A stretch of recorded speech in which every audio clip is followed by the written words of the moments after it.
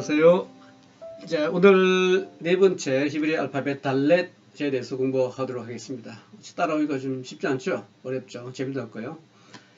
그렇지만 중요한 거니까 같이 갑시다. 우리가 흔히 이제 히브리적 사고와 헬라적 사고 뭐 이런 얘기를 가끔씩 하게 되는데요.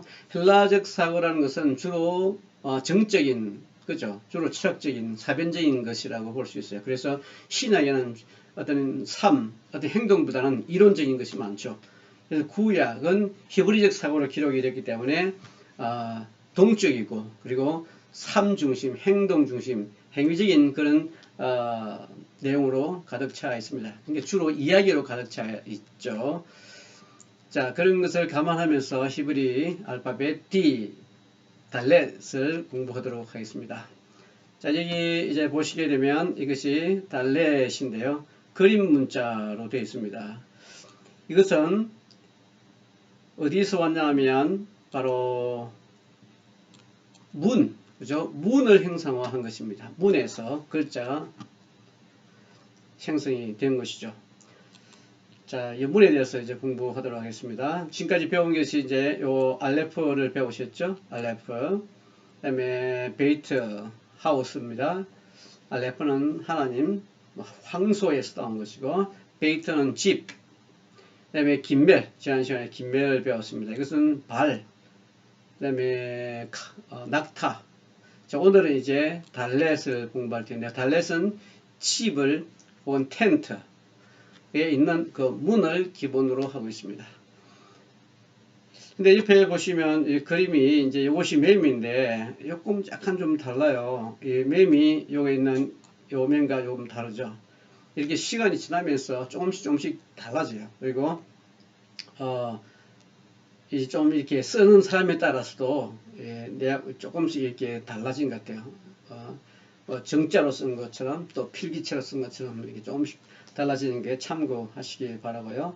이것은 바버인데 바버가 여기 있는 바버와 이 바버가 좀 모양이 조금 다르죠. 여기 있는 것은 대체적으로 모양이 좀 다 이렇게 달라진 모습을 하고 있어요. 자, 그래도 비슷한 모양을 띠고 있으니까 참고하시면서 우리 공부하도록 하겠습니다. 자, 그러면 이제 현대 히브리 알파벳을 한 번 더 구경을 하시고, 이것이 알레프, 그 다음에 베이트는 숫자 값은 2, 긴멜 3이죠. 한번 이렇게 써보셔야 돼요. 이렇게, 한번 이렇게 해서, 이렇게, 한번 글자도 한번 써보시고요. 그 다음에 달렛을 이제 오늘 네 번째 글자 달렛을 이렇게 간단하죠. 한번 써보시고 숫자 값은 4가 되겠습니다. 그래서 4에 대한 이미지, 그 숫자로 푸는 또 이런 신학도 있어요. 그것도 재밌으니까 참고로 여러분들 개인적으로 연구를 해보시면 좋겠습니다. 자, 이것이 달렛입니다. 네 번째 글자고요. 이것을 쓰면 숫자로 쓰면 달렛, 달레트가 되죠. 달레트. 이것을 그림 문자로 표현하면 달레트입니다. 그래서 문이고요. 그 다음에 이것은 지팡이 혹은 권위죠. 그 다음에 이것은 십자가입니다. 그러니까 달레트는 이죠. 이렇게 문을 나서서, 그죠? 문을 나서서 십자가, 그죠? 권위, 달레트는 권위인데, 권위, 그 하나님 말씀을 따라, 하나님 인도하심을 따라, 어디로? 십자가로 가는 문이에요. 십자가로 가는 문. 그죠? 자, 이 마지막 글자가, 이거 십자가입니다. 달렛, 이 테트라고 하면 타브라고 하죠. 타브. 달렛, 라멧, 타브. 그러니까 결국은 이 알파벳은 우리에게 계속 정말 멋진 신앙, 우리의 믿음을 우리에게 가르쳐 주고 있고 예수님에 대해서도 깊이 알 수 있도록 가르쳐 주고 있죠. 재밌지 않습니까? 자, 문이죠. 요 문이 바로 달레트라고 하는 이미지를 가지고 있습니다. 요한복음 10장 10절, 7절로 같이 보겠습니다. 그러므로 예수께서 다시 그들에게 말씀하시기를 진실로 내가 너에게 말하니 나는 양들의 문이다 그랬죠. 바로 이 문이 뭐냐면 달레트예요. 달레트. 나는 그 문이다. 그 문, 달레트죠. 누구든지 나를 통해 들어가면 구원을 받고 또 들어가며 나오며 초장을 찾으리라. 그러니까 결국은 이 달레트라는 글씨를 통해서 우리에게 예수님에 관해서 말씀하고 있다. 예수님을 소개해주고 있다. 이렇게 공부하시면 되겠습니다. 예, 달레트는 문을 가리킵니다. 그래서 이제 문을 열고 나가야 됩니다. 어디로 갑니까? 십자가로 가는 거죠. 이 문은 바로 십자가로 가는 문입니다. 자, 달레트라는 것이 있는데요. 그 다음에 이것이 달레트고 이것은 페타흐입니다. 페타흐라고 하는 것은 문이죠. 역시 출입구를 페타흐라고 하고 달레트 이렇게 표현을 하기도 합니다. 계시록 22장 15절 보면 그 두루마리를 빠는 자, 두루마리를 빠는 자라고 하는 것은 회개하는 사람들이죠. 회개하는 자들이 복이 있다는 겁니다. 이는 저희가 생명나무에 나아가며 문들을 통하여, 이 문이 뭐겠어? 예수 그리스도를 통하여 들어가는 겁니다. 문 하나밖에 없죠. 바로 예수로 하는 그 문을 통해서 자, 그 성에 들어갈 권세를 얻으려 함이로다. 계시록 3장 20절 말씀에도 볼지어다 내가 문 밖에, 이것은 이제 라우디 교회에 를 향해서 하는 말씀인데, 라우디 교회는 예수가 없어요. 예수가 어디 있어요? 문 밖에 있는 거예요. 문 밖에. 근데 예수님이 들어갈 수가 없잖아요. 문을 열어줘야만이 들어갈 수 있는 거예요. 강제로 문을 부시고 들어가면 얼마나 좋겠습니까? 걱정이 뭐가 있겠어요. 우리 신앙생활 할 필요도 없어요. 그냥 놀고만 있어도 예수님이 들어오시면 얼마나 좋겠어요. 그러나 우리가 문을 열어주지 않으면 절대로 예수님은 스스로 이렇게 들어올 수가 없어요. 이게 또 예수님의 약점 같아요. 그죠? 자, 이 그림 보잖아요. 그림에 예수님께서 성문에서 문 두드리는 그림 보셨죠? 문고리가 없어요. 그래서 안에서 문을 열어야 됩니다. 여러분들이 마음의 문을 열고 예수님을 영접을 해야 됩니다. 누구든지 내 음성을 듣고 문을 열면, 그죠? 내가 그에게로 들어가 그로 더불어 먹고 그는 나로 더불어 먹으리라. 예, 또 라오디 교회처럼 되지 말고 우리가 항상 서문화 교회나 필라델피아 교회처럼 칭찬받는 그런 성도가 되시기를 주의 이름으로 축복합니다. 자, 이제 여기에 문이 하나 있는데요. 이 문은 무슨 문이겠어? 성전에 들어가는 문이죠.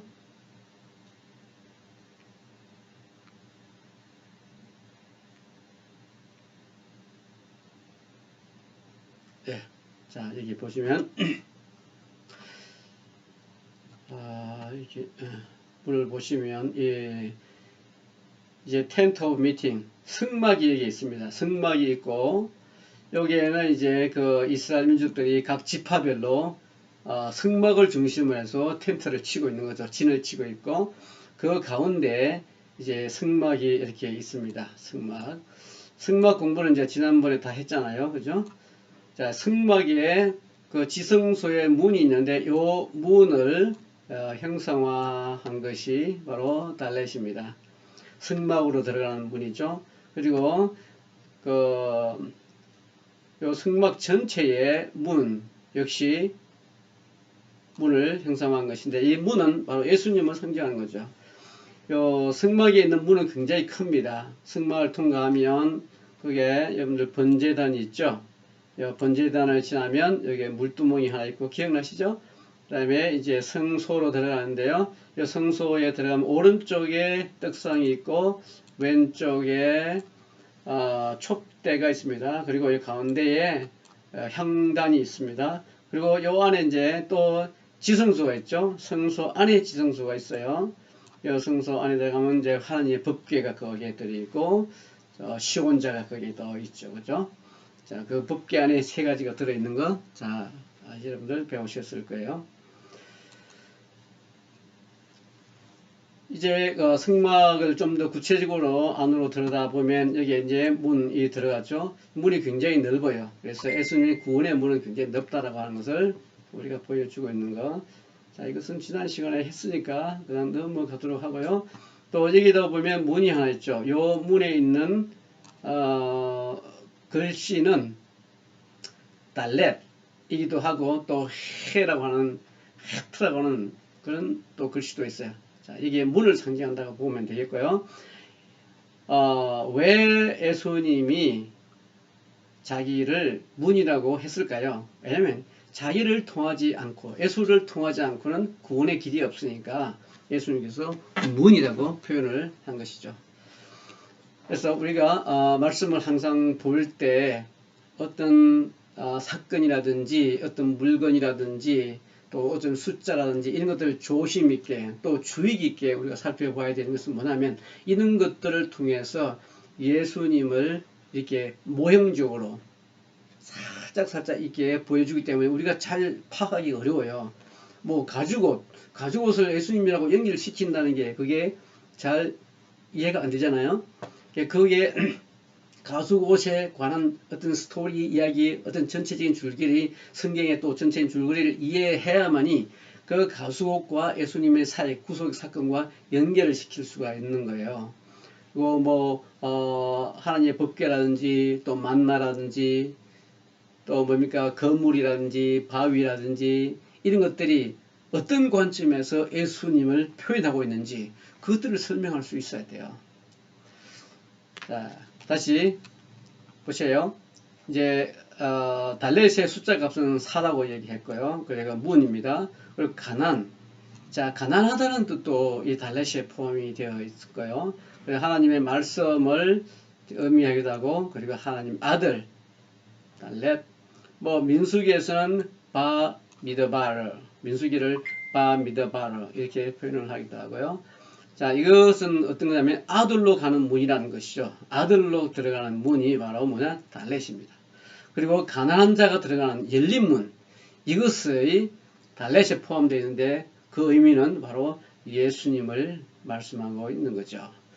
그래서 우리는 예수님에 대해서만 확실하게 제대로 알고 있으면 뭐 문제가 되겠습니까?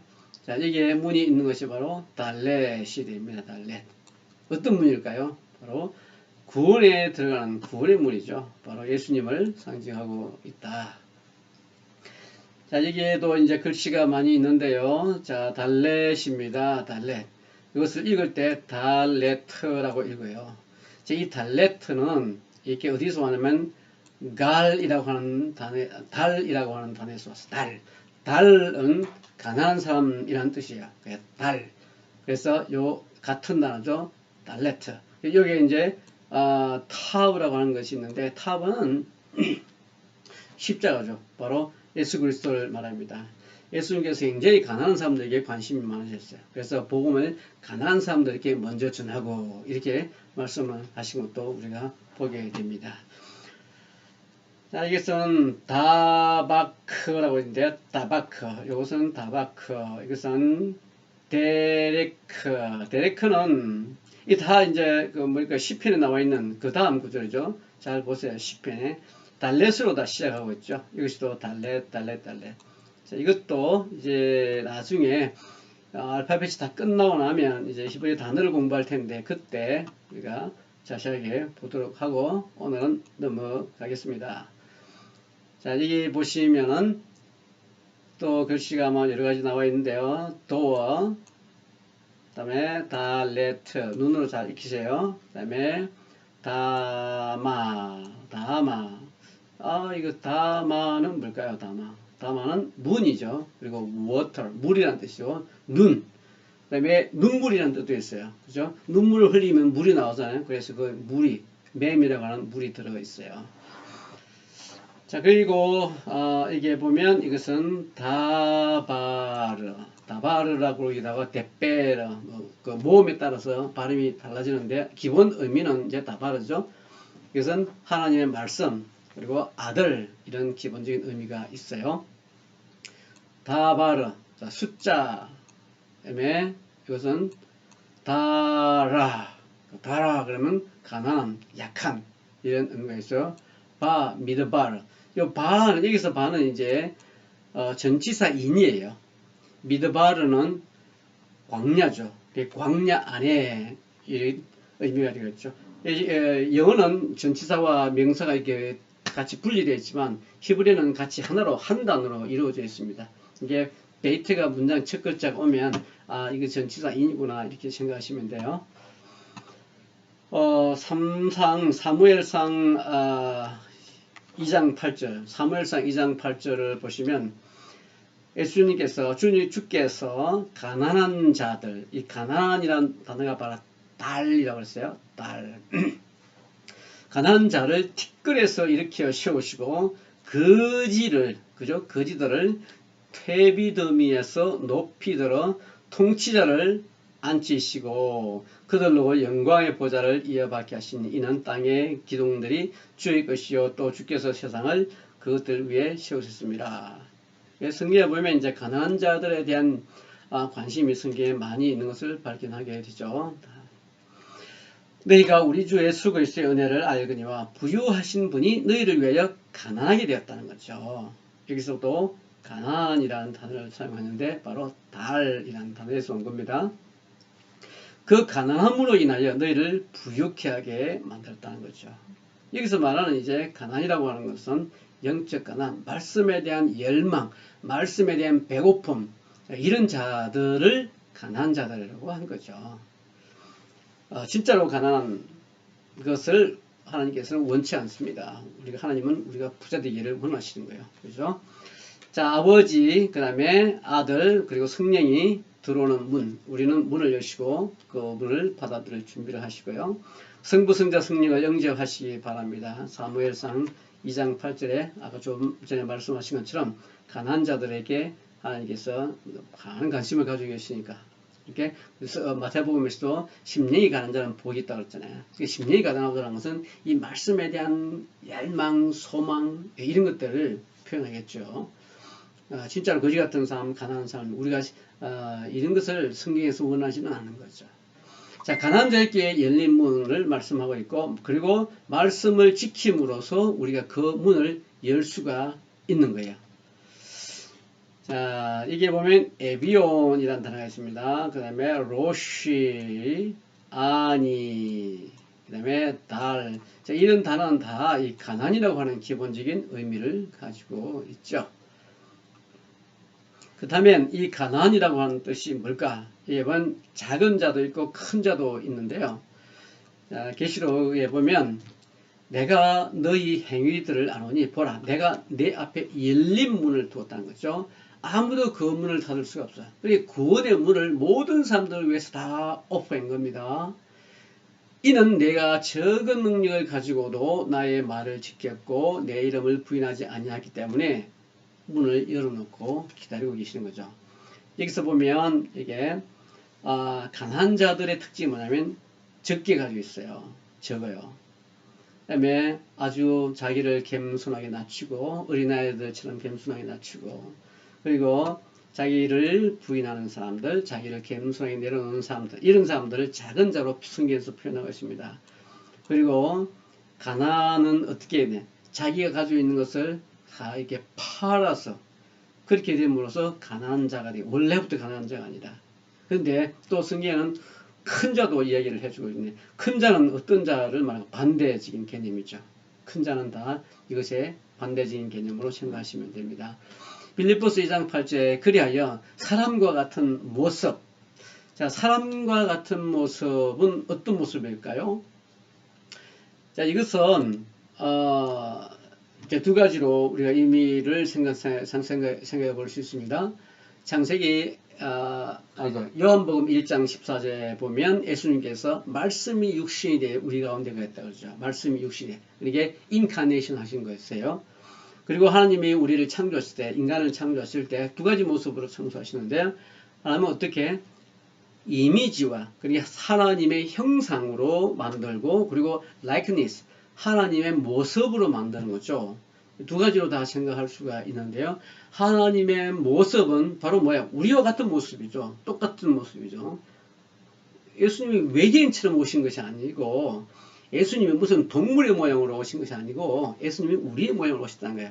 근데 이 이미지는 보이지 않는 것이에요. 근데 우리의 모습, likeness는 우리가 볼 수 있는 모습, 현재 우리의 모습이죠. 그러면 하나님의 이미지, 하나님의 그 형상을 어떤 때는 같이 구별해서 쓰기도 했습니다. 굳이 구별하자면 형상은 보이지 않는 것이야. 그죠? 우리의 모습과 같은 것은 보이는 이미지가 되겠죠. 그래서 우리 현재 모습을 예수님께서 담고 우리의 모습을 오신 거죠. 그 이미지 형상을 히브리 단어로 해석을 하면 어떻게 되냐면 바로 예수님께서 오셔서 십자가에 못 박히는 장면으로 등장을 합니다. 그래서 히브리어 그림 문자를 우리가 공부하는 것이 그게 있는 거죠. 결국은 그 모습을 통해서 뭘 보여주냐면 하나님의 그 구속사의 메시지를 그 글씨를 통해서 우리에게 보여주는 거예요. 그래서 초대 이 히브리어를 만든 그 사람들의 처음의 생각, 그 원저자들의 생각을 아는 것은 굉장히 중요한 것이죠. 그래서 구약 구석구석에 히브리어 단어를 알면 알수록 우리는 더 많은 예수님의 모습을 발견할 수가 있게 됩니다. 그러니까 재미없어도 따라오세요. 우리 성경 공부를 물론 재미있으면 좋겠지만 재미없어도 우리가 공부해야 되잖아요. 예, 성경에 대한 깊이를 알면 재밌어요. 자, 다음을 한번 볼까요? 히브리서 10장 20절을 보시면 이는 그가 휘장, 휘장은 뭘 가리켜요? 바로 예수님의 육체를 가리키잖아요. 바위, 예수님의 육체, 예수님을 상징하잖아요. 커튼, 예수님이죠. 그물, 예수님이죠.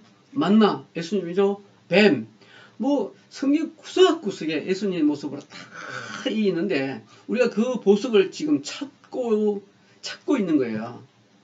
이 공부가 재미없어도 정말 중요한 거라는 것을 여러분 아시고 수업을 꼭 잘 참석하시고 비디오 또 한 번 보시고 유튜브도 좀 잘 보시고 클릭도 좀 잘 하시고 그러세요. 자, 히브리서 10장 20절 이는 그가 휘장. 그러니까 그 휘장은 바로 예수님의 육체라는 사실을 우리에게 바로 말씀하고 있는 겁니다. 예수님이 돌아가심으로 해서 이 육체가 끊어진 거죠. 그게 육체가 찢어졌다는 거죠. 이거 바로 보셨잖아요. 누가복음에는 그 건물이 찢어지고 요한복음에는 건물이 찢어지지 않잖아요. 그 찢어지다는 것은 다 예수님의 어떤 고통이라든지 예수님의 십자가의 처형이라든지 이런 것을 미리 예표적으로 보여주고 있다 하는 것을 우리가 알 수 있습니다. 자, 이것을 읽어볼까요? 이것은 쉰이라고 한 단어입니다. 쉰. 이것은 아인이라고 하는 것에 눈을 상징합니다. 요 쉰은 불처럼 생겼잖아요. 불을 상징하기도 파괴, 이빨 모양을 형상화한 거예요. 그리고 이것은 이제 레쉬, 사람의 머리를 말하는 거죠. 그럼 읽어보면 어떻게 할까? 샬 이런 뜻을 이렇게 읽을 수가 있는데 이것은 뭐냐면 문을 말합니다. 문. 그 다음에 밑에 있는 글자를 한번 읽어볼까? 이것은 요드라고 하는 손입니다. 요드. 손이죠. 그 다음에 쉰 이것은 이제 destroy 파괴하다 부서지다 이런 거예요. 이것은 바하버니까 못입니다. 못.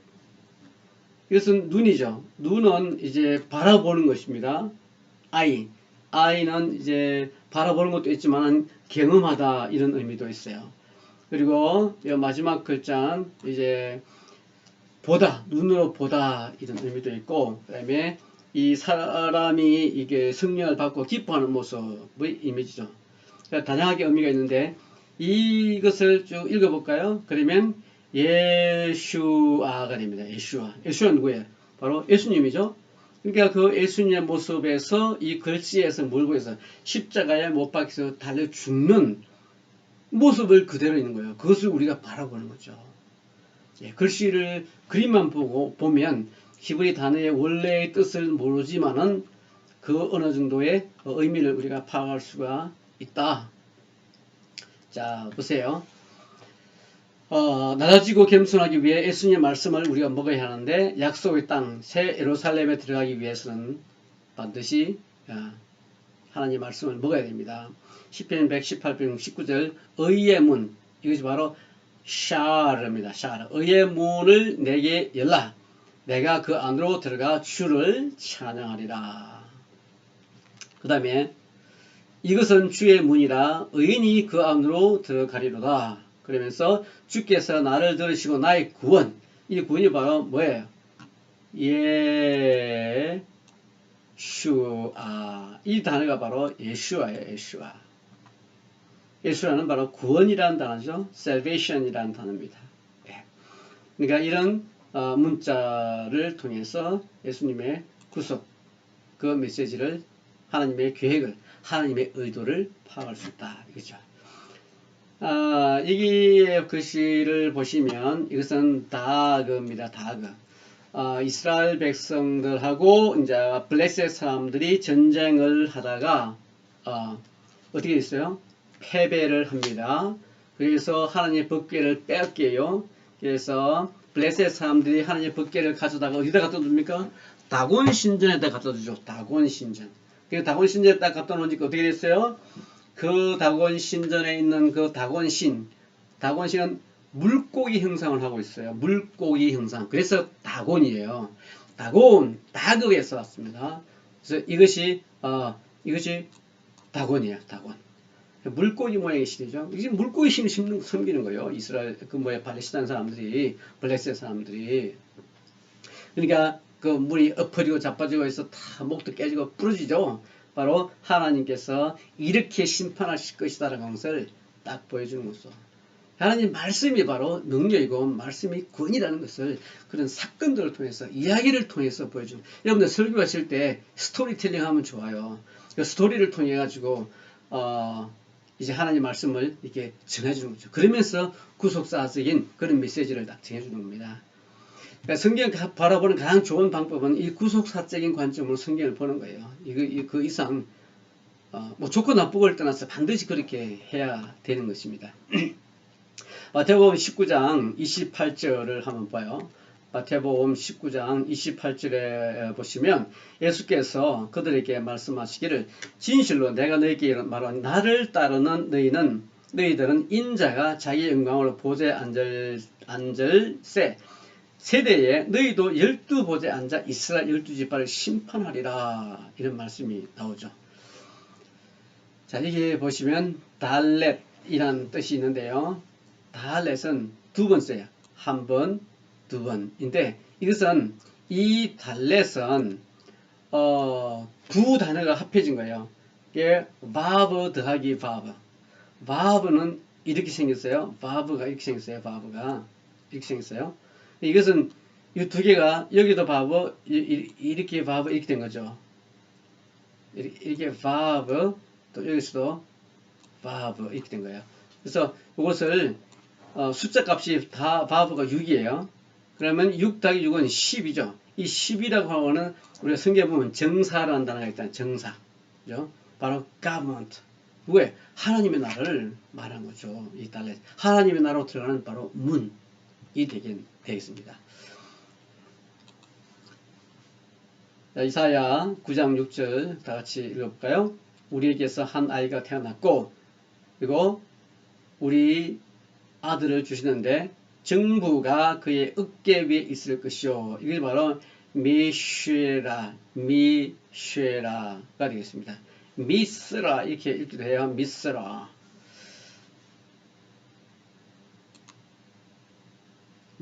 미스라 정사. government라는 뜻입니다. 정부라는 뜻이죠. 그 정부 뭐게 하나님의 나라를 말하는 거죠. 한 아이는 누구겠어요? 바로 이 메시아가 태어날 것에 대한 한 아이, 바로 메시아 탄생에 대한 예언이죠. 예. 자, 이것이 다비드입니다. 이것이 다비드. 다윗의 마태복음 1장 1절에 보면 족보가 나오잖아요. 족보가 나오는데 14대, 14대, 14대를 끊어져 나와요. 왜 끊어져 나오냐면 그 14라고 하는 숫자가 바로 다윗의 숫자입니다. 그러니까 예수님은 다윗의 후손으로 오신다라고 하는 것을 강조를 해주는 거예요. 그러니까 우리 이방인 사람들에게는 그 14라는 숫자가 그냥 모르죠. 어떻게 알 수가 없잖아요. 그렇지만 그 유대인들에게 있어서 숫자 14는 그냥 상식이에요. 그 사람들은 다 들으면 바로 아는 거예요. 왜냐면 이 마태복음은 유대인들을 위해서 쓴 책이에요. 마태가. 마태는 유대인들을 위한 사도거든요. 이 유대인들이 예수를 잘 안 믿으니까 예수에 대해서 소개를 해주는데 족보는 믿어요. 근데 이 족보를 통해서 예수님은 바로 누구냐? 바로 다윗의 후손이야. 그러니까 믿어야 돼. 이걸 강조하는 거야. 그래서 14라는 숫자가 바로 이거예요. 예, 이것을 숫자 값으로 달렛은 숫자 값이 4잖아요. 그리고 바브는 숫자 값이 6이에요. 그리고 4 더하기 6 더하기 4는 뭐가? 14. 그래서 14라고 하는 것은 다윗의 숫자가 되는 거예요. 그래서 14라고 하는 14의 14대로 끊어 읽었다. 이걸 이렇게 이해하시면 됩니다. 14라는 숫자가 굉장히 중요한 숫자인데 6월절과 관계가 있어요. 대하 30장 15절 보면 그리고 나서 자, 13장 15절 보시면 그리고 나서 그들은 둘째 달 제 14일 그죠? 14일에 뭘 해요? 6월절 양 잡는 날. 예수님은 6월절 양 잡는 날 돌아가신 거예요. 신약에 보면 예수님이 금요일날 돌아가신 걸로 되어 있잖아요.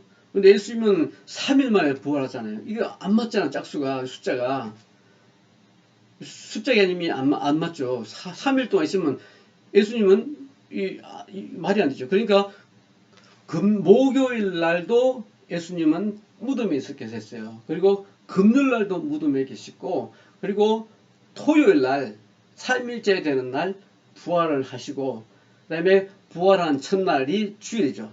그러니까 부활하시면서 이 안식일 개념은 주일날로 바뀌어버려요. 왜냐면 그때부터는 이제 항상 성경을 보세요. 안식후 첫날, 안식후 첫날, 안식후 첫날. 그래서 모든 이제 그 사건의 중심이 안식후 첫날로 이동하게 됩니다. 그래서 우리가 주일을 지키게 되는 거예요. 6월절을 이제 뭐라고 합니까? 6월절을 페사흐라고 합니다. 페사흐. 그런데 여기 보면 하가 붙어 있어요. 하 페사흐. 네, 그 6월절이죠. 6월절 중에서도 하 페사흐는 양을 잡는 특별한 날이에요. 누굴 가리키겠어? 바로 예수님. 예수님이 이날에 돌아가실 거라고 하는 것을 이미 구약에서 예표로 보여주고 있는 거죠. 예언을 해주고 있는 이것이 이제 신약에 와서 그대로 양자년 날 정말로 죽습니다. 이날 같은 시간에 같은 날 예수님이 돌아가세요. 그리고 성결케하고 번제가 뭡니까? 이것이 오라라고 하는 것이죠. 오라. 이 단어는 오라라고 하는데 번제는 다 짐승을 이렇게 태워서 연기가 이렇게 막 올라가잖아요. 그 올라가는 이미지가 바로 뭐냐면 오라예요. 우리말하고 비슷하죠? 올라. 히브리어도 올라예요. 뭐가? 번제가. 뭐가 올라요? 향기가 올라가죠. 그래서 올라. 한글, 우리말하고 히브리어가 똑같습니다. 그래서 번제물을 주어의 전으로 들어가 이렇게 되어 있습니다.